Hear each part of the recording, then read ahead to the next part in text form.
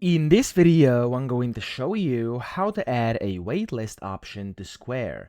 Now, the first thing you have to do here on your dashboard, you want to go to the very bottom left here on the left, and then you want to click on Add More.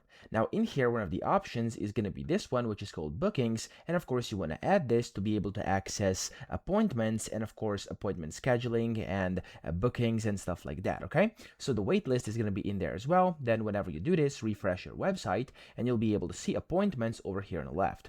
Now, what you first want to do is click on over here, and yes, we can see waitlist over here. However, you first have to enable it. So go to online booking and then go to settings.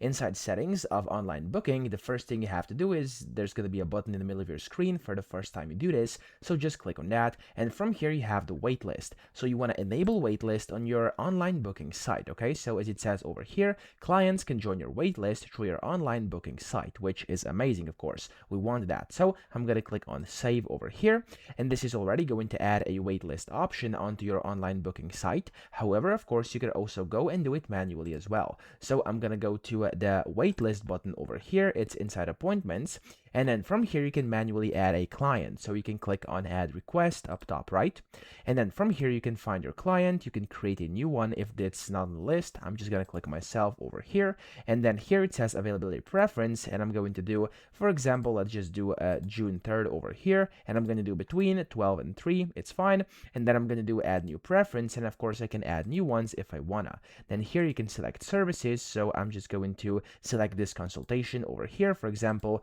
and then I'm going to select this one and add service. Of course, it's up to you depending on what kind of business you run, and here you can add a staff note if you wanna, then click on save top right. And that's basically how you manage and add a waitlist option to Square. So I hope this video helped you out. If it did, please subscribe to the channel and help me out as well.